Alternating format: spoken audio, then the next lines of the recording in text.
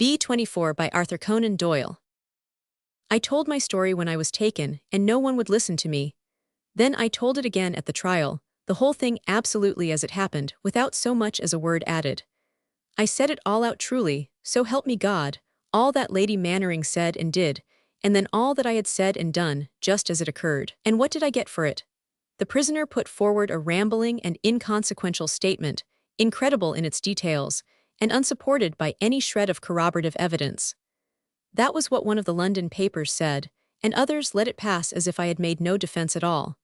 And yet, with my own eyes I saw Lord Mannering murdered, and I am as guiltless of it as any man on the jury that tried me. Now, sir, you are there to receive the petitions of prisoners. It all lies with you. All I ask is that you read it, just read it, and then that you make an inquiry or two about the private character of this Lady Mannering, if she still keeps the name that she had 3 years ago, when to my sorrow and ruin I came to meet her. You could use a private inquiry agent or a good lawyer, and you would soon learn enough to show you that my story is the true one. Think of the glory it would be to you to have all the papers saying that there would have been a shocking miscarriage of justice if it had not been for your perseverance and intelligence. That must be your reward, since I am a poor man and can offer you nothing. But if you don't do it, may you never lie easy in your bed again. May no night pass that you are not haunted by the thought of the man who rots in jail because you have not done the duty which you are paid to do. But you will do it, sir, I know. Just make 1 or 2 inquiries, and you will soon find which way the wind blows. Remember, also, that the only person who profited by the crime was herself, since it changed her from an unhappy wife to a rich young widow. There's the end of the string in your hand, and you only have to follow it up and see where it leads to. Mind you, sir, I make no complaint as far as the burglary goes. I don't whine about what I have deserved, and so far I have had no more than I have deserved. Burglary it was, right enough, and my 3 years have gone to pay for it. It was shown at the trial that I had had a hand in the Merton Cross business, and did a year for that, so my story had the less attention on that account. A man with a previous conviction never gets a really fair trial. I own to the burglary, but when it comes to the murder which brought me a lifer, any judge but Sir James might have given me the gallows. Then I tell you that I had nothing to do with it, and that I am an innocent man. And now I'll take that night, the 13th of September, 1894, and I'll give you just exactly what occurred, and may God's hand strike me down if I go 1 inch over the truth. I had been at Bristol in the summer looking for work, and then I had a notion that I might get something at Portsmouth, for I was trained as a skilled mechanic, so I came tramping my way across the south of England and doing odd jobs as I went. I was trying all I knew to keep off the cross, for I had done a year in Exeter jail, and I had had enough of visiting Queen Victoria. But it's cruel hard to get work when once the black mark is against your name, and it was all I could do to keep soul and body together. At last, after 10 days of wood-cutting and stone-breaking on starvation pay, I found myself near Salisbury with a couple of shillings in my pocket, and my boots and my patience clean wore out. There's an alehouse called The Willing Mind, which stands on the road between Blandford and Salisbury, and it was there that night I engaged a bed. I was sitting alone in the taproom just about closing time, when the innkeeper, Alan his name was, came beside me and began yarning about the neighbors. He was a man that liked to talk, and to have someone to listen to his talk, so I sat there smoking and drinking a mug of ale which he had stood me, and I took no great interest in what he said until he began to talk, as the devil would have it, about the riches of Mannering Hall. Meaning the large house on the right before I came to the village. Said I, the one that stands in its own park. Exactly, said he, and I am giving all our talk so that you may know that I am telling you the truth and hiding nothing. The long white house with the pillars, said he, at the side of the Blandford Road. Now I had looked at it as I passed, and it had crossed my mind, as such thoughts will, that it was a very easy house to get into with that great row of grand windows and glass doors. I had put the thought away from me, and now here was this landlord bringing it back with his talk about the riches within. I said nothing, but I listened, and as luck would have it, he would always come back to this one subject. He was a miser young, so you can think what he is now in his age, said he. Well, he's had some good out of his money. What good can he have had if he does not spend it? Said I. Well, it bought him the prettiest wife in England, and that was some good that he got out of it. She thought she would have the spending of it, but she knows the difference now. Who was she then? I asked, just for the sake of something to say. She was nobody at all until the old lord made her his lady, said he. She came from up London way, and some said that she had been on the stage there, but nobody knew. The old lord was away for a year, and when he came home he brought a young wife back with him, and there she has been ever since. Stevens, the butler, did tell me once that she was the light of the house when fust she came, but what with her husband's mean and aggravatin' way, and what with her loneliness, for he hates to see a visitor within his doors, and what with his bitter words, for he has a tongue like a hornet's sting, her life all went out of her, and she became a white, silent creature, moping about the country lanes. Some say that she loved another man, and that it was just the riches of the old lord which tempted her to be false to her lover, and that now she is eating her heart out, because she has lost the one without being any nearer to the other, for she might be the poorest woman in the parish for all the money that she has the handling of. Well, sir, you can imagine that it did not interest me very much to hear about the quarrels between a lord and a lady. What did it matter to me if she hated the sound of his voice, or if he put every indignity upon her in the hope of breaking her spirit, and spoke to her as he would never have dared to speak to one of his servants? The landlord told me of these things, and of many more like them, but they passed out of my mind, for they were no concern of mine. But what I did want to hear was the form in which Lord Mannering kept his riches. Title deeds and stock certificates are but paper, and more danger than profit to the man who takes them. But metal and stones are worth a risk. And then, as if he were answering my very thoughts, the landlord told me of Lord Mannering's great collection of gold medals, that it was the most valuable in the world, and that it was reckoned that if they were put into a sack, the strongest man in the parish would not be able to raise them. Then his wife called him, and he and I went to our beds. I am not arguing to make out a case for myself, but I beg you, sir, to bear all the facts in your mind, and to ask yourself whether a man could be more sorely tempted than I was. I make bold to say that there are few who could have held out against it. There I lay on my bed that night, a desperate man without hope or work and with my last shilling in my pocket. I had tried to be honest, and honest folk had turned their backs upon me. They taunted me for theft, and yet they pushed me towards it. I was caught in the stream and could not get out. And then it was such a chance. The great house all lined with windows, the golden medals which could so easily be melted down. It was like putting a loaf before a starving man and expecting him not to eat it. I fought against it for a time, but it was no use. At last I sat up on the side of my bed, and I swore that that night I should either be a rich man and able to give up crime forever, or that the irons should be on my wrists once more. Then I slipped on my clothes, and having put a shilling on the table, for the landlord had treated me well, and I did not wish to cheat him, I passed out through the window into the garden of the inn. There was a high wall round this garden, and I had a job to get over it, but once on the other side it was all plain sailing. I did not meet a soul upon the road, and the iron gate of the avenue was open. No one was moving at the lodge. The moon was shining, and I could see the great house glimmering white through an archway of trees. I walked up it for a quarter of a mile or so, until I was at the edge of the drive, where it ended in a broad, gravelled space before the main door. There I stood in the shadow and looked at the long building, with a full moon shining in every window and silvering the high stone front. I crouched there for some time, and I wondered where I should find the easiest entrance. The corner window of the side seemed to be the one which was least overlooked, and a screen of ivy hung heavily over it. My best chance was evidently there. I worked my way under the trees to the back of the house, and then crept along in the black shadow of the building. A dog barked and rattled his chain, but I stood waiting until he was quiet, and then I stole on once more until I came to the window which I had chosen. It is astonishing how careless they are in the country, in places far removed from large towns, where the thought of burglars never enters their heads. I call it setting temptation in a poor man's way when he puts his hand, meaning no harm, upon a door, and finds it swing open before him. In this case it was not so bad as that, but the window was merely fastened with the ordinary catch, which I opened with a push from the blade of my knife. I pulled up the window as quickly as possible, then I thrust the knife through the slit in the shutter and prized it open. They were folding shutters, and I shoved them before me and walked into the room. "Good evening, sir, you are very welcome," said a voice. "I've had some starts in my life, but never one to come up to that one." There, in the opening of the shutters, within reach of my arm, was standing a woman with a small coil of wax taper burning in her hand. She was tall and straight and slender, with a beautiful white face that might have been cut out of clear marble, but her hair and eyes were as black as night. She was dressed in some sort of white dressing gown which flowed down to her feet, and what with this robe and what with her face, it seemed as if a spirit from above was standing in front of me. My knees knocked together, and I held on to the shutter with one hand to give me support. I should have turned and run away if I had had the strength, but I could only just stand and stare at her. She soon brought me back to myself once more.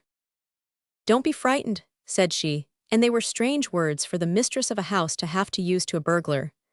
"I saw you out of my bedroom window when you were hiding under those trees, so I slipped downstairs, and then I heard you at the window.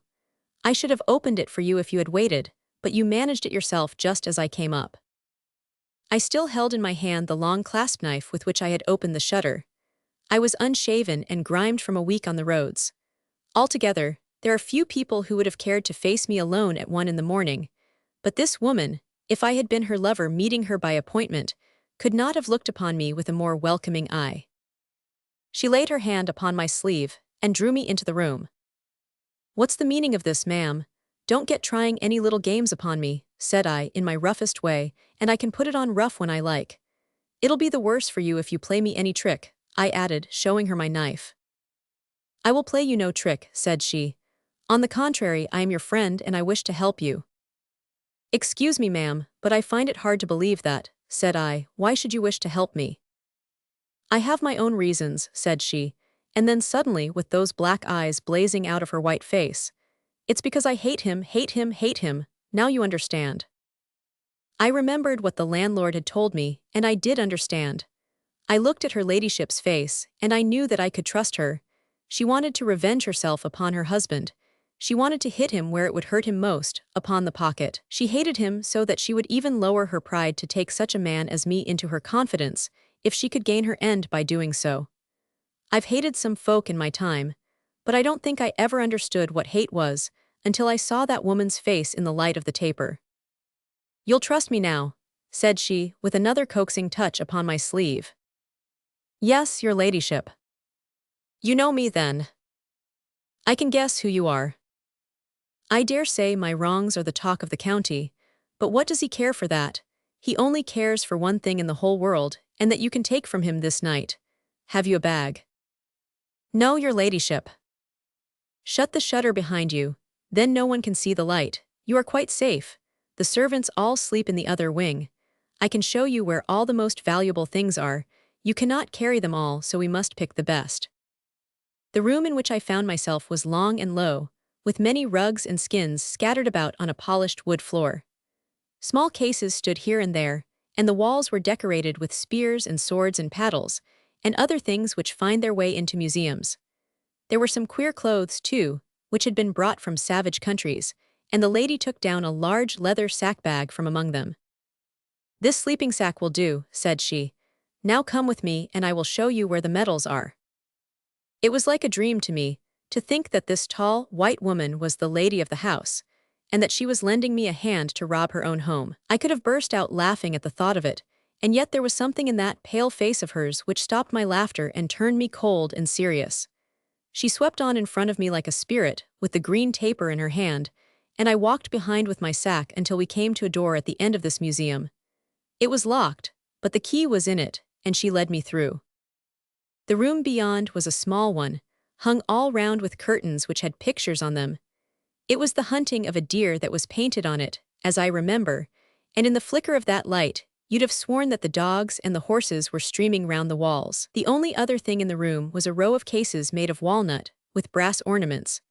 They had glass tops, and beneath this glass I saw the long lines of those gold medals, some of them as big as a plate and half an inch thick, all resting upon red velvet and glowing and gleaming in the darkness. My fingers were just itching to be at them, and I slipped my knife under the lock of one of the cases to wrench it open. "Wait a moment," said she, laying her hand upon my arm. "You might do better than this." "I am very well satisfied, ma'am," said I, "and much obliged to your ladyship for kind assistance." "You can do better," she repeated. "Would not golden sovereigns be worth more to you than these things?" "Why, yes," said I, "that's best of all." "Well," said she, "he sleeps just above our head. It is but one short staircase. There is a tin box with money enough to fill this bag under his bed." "How can I get it without waking him?" What matter if he does wake? She looked very hard at me as she spoke. You could keep him from calling out. No, no, ma'am, I'll have none of that. Just as you like, said she. I thought that you were a stout-hearted sort of man by your appearance, but I see that I made a mistake. If you are afraid to run the risk of one old man, then of course you cannot have the gold which is under his bed. You are the best judge of your own business, but I should think that you would do better at some other trade. I'll not have murder on my conscience. You could overpower him without harming him. I never said anything about murder. The money lies under the bed, but if you are faint-hearted, it is better that you should not attempt it.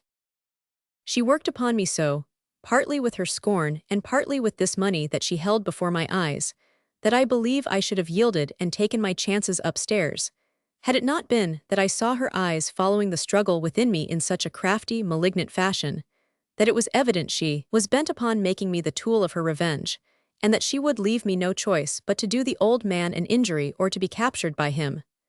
She felt suddenly that she was giving herself away, and she changed her face to a kindly, friendly smile, but it was too late, for I had had my warning. I will not go upstairs, said I have all I want here. She looked her contempt at me, and there never was a face which could look it plainer. Very good, you can take these medals. I should be glad if you would begin at this end. I suppose they will all be the same value when melted down, but these are the ones which are the rarest, and therefore the most precious to him. It is not necessary to break the locks. If you press that brass knob you will find that there is a secret spring. So, take that small one first, it is the very apple of his eye. She had opened one of the cases, and the beautiful things all lay exposed before me. I had my hand upon the one which she had pointed out, when suddenly a change came over her face, and she held up one finger as a warning. Hist, she whispered, what is that? Far away in the silence of the house, we heard a low, dragging, shuffling sound, and the distant tread of feet. She closed and fastened the case in an instant. It's my husband, she whispered. All right, don't be alarmed, I'll arrange it. Here, quick, behind the tapestry. She pushed me behind the painted curtains upon the wall, my empty leather bag still in my hand. Then she took her taper and walked quickly into the room from which we had come. From where I stood, I could see her through the open door. Is that you, Robert? She cried. The light of a candle shone through the door of the museum, and the shuffling steps came nearer. Then I saw a face in the doorway, a great, heavy face, all lines and creases, with a huge curving nose, and a pair of gold glasses fixed across it. He had to throw his head back to see through the glasses, and that great nose thrust out in front of him like the beak of some sort of fowl. He was a big man, very tall and burly, so that in his loose dressing gown his figure seemed to fill up the whole doorway. He had a pile of gray, curling hair all round his head, but his face was clean-shaven. His mouth was thin and small and prim, hidden away under his long, masterful nose. He stood there, holding the candle in front of him, and looking at his wife with a queer, malicious gleam in his eyes. It only needed that one look to tell me that he was as fond of her as she was of him. How's this? He asked. Some new tantrum? What do you mean by wandering about the house? Why don't you go to bed? I could not sleep, she answered. She spoke languidly and wearily. If she was an actress once, she had not forgotten her calling. Might I suggest, said he, in the same mocking kind of voice, that a good conscience is an excellent aid to sleep? That cannot be true, she answered, for you sleep very well. I have only one thing in my life to be ashamed of, said he, and his hair bristled up with anger until he looked like an old cockatoo. You know best what that is. It is a mistake which has brought its own punishment with it. To me as well as to you, remember that. You have very little to whine about. It was I who stooped and you who rose. Rose. Yes, rose. I suppose you do not deny that it is a promotion to exchange the music hall for Mannering Hall. Fool that I was ever to take you out of your true sphere. If you think so, why do you not separate?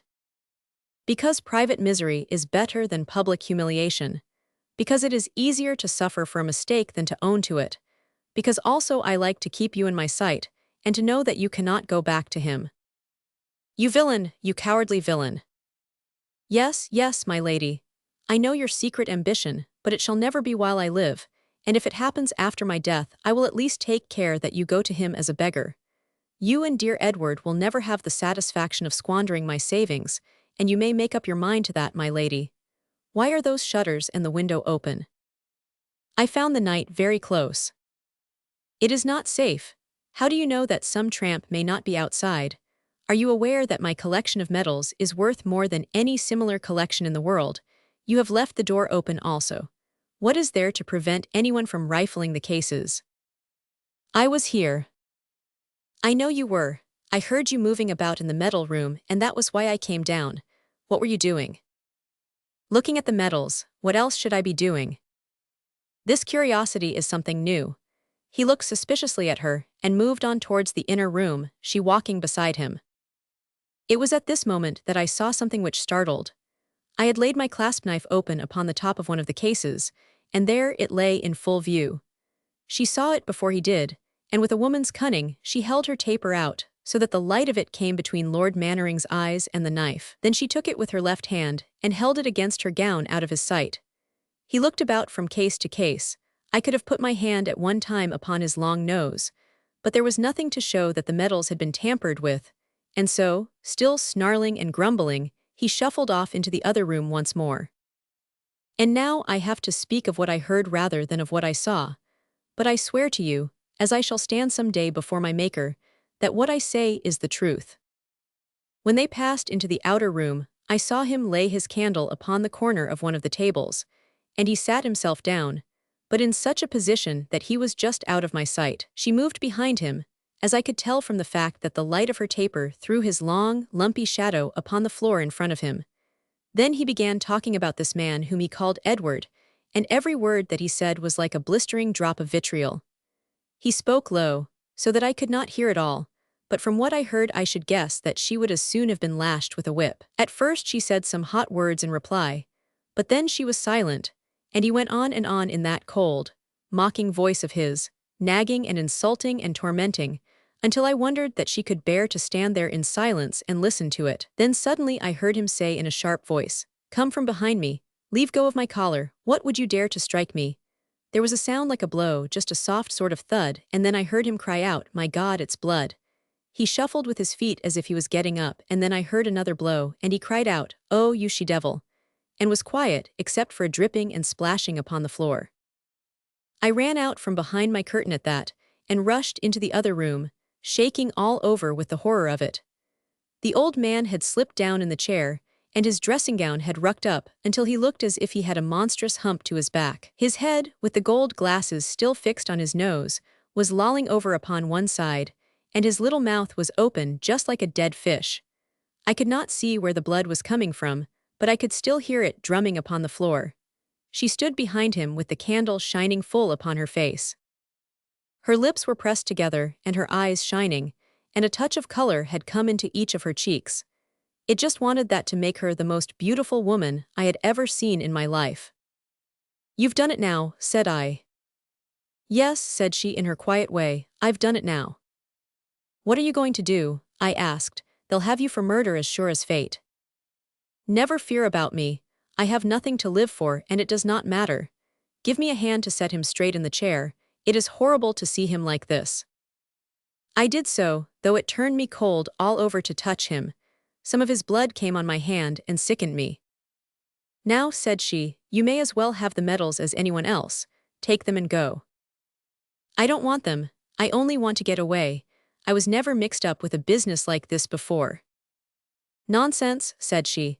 "You came for the medals and here they are at your mercy. Why should you not have them? There is no one to prevent you." I held the bag still in my hand. She opened the case, and between us we threw 100 or so of the medals into it.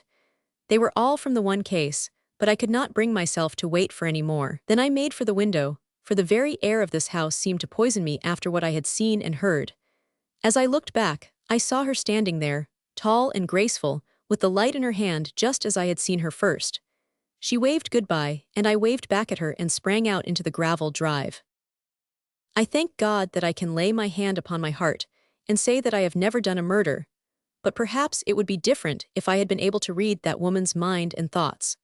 There might have been two bodies in the room, instead of one if I could have seen behind that last smile of hers. But I thought of nothing but of getting safely away, and it never entered my head how she might be fixing the rope round my neck. I had not taken 5 steps out from the window skirting down the shadow of the house in the way that I had come, when I heard a scream that might have raised the parish, and then another and another. "Murder," she cried. "Murder, murder, help," and her voice rang out in the quiet of the nighttime and sounded over the whole countryside. It went through my head, that dreadful cry.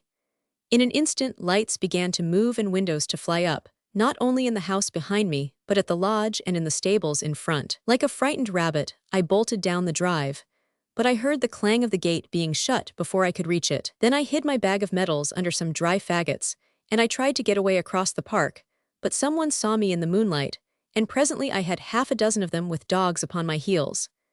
I crouched down among the brambles, but those dogs were too many for me, and I was glad enough when the men came up and prevented me from being torn into pieces. They seized me, and dragged me back to the room from which I had come. "Is this the man, your ladyship?" asked the oldest of them, the same whom I found out afterwards to be the butler. She had been bending over the body, with her handkerchief to her eyes, and now she turned upon me with the face of a fury. Oh, what an actress that woman was! "Yes, yes, it is the very man," she cried.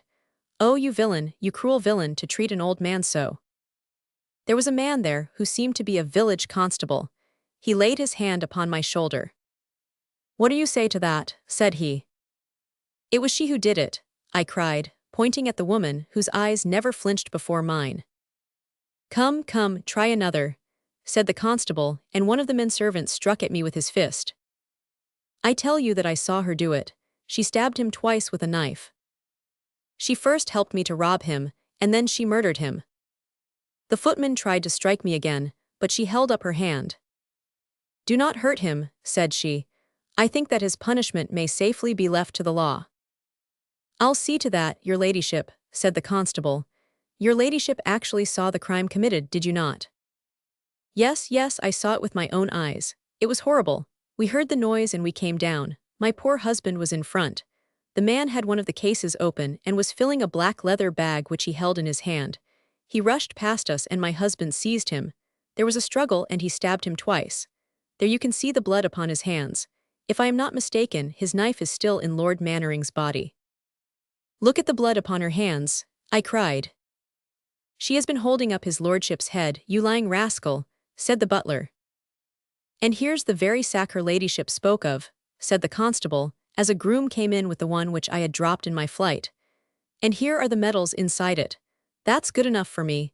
We will keep him safe here tonight, and tomorrow the inspector and I can take him into Salisbury." "Poor creature," said the woman. "For my own part, I forgive him any injury which he has done me. Who knows what temptation may have driven him to crime? His conscience and the law will give him punishment enough without any reproach of mine rendering it more bitter." I could not answer. I tell you, sir, I could not answer, so taken aback was I by the assurance of the woman.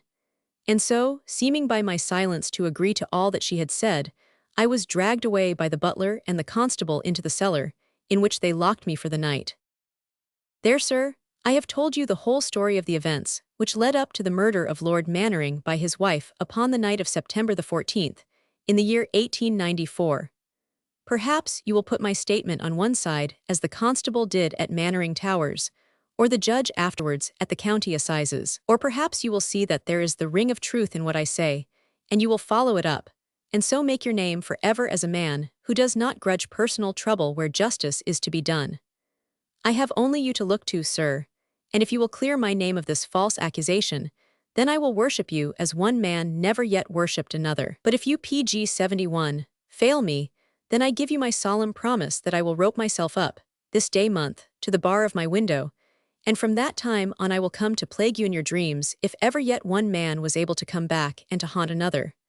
What I ask you to do is very simple. Make inquiries about this woman, watch her, learn her past history, find out what she is making of the money which has come to her, and whether there is not a man Edward as I have stated. If from all this you learn anything which shows you her real character, or which seems to you to corroborate the story which I have told you, then I am sure that I can rely upon your goodness of heart to come to the rescue of an innocent man.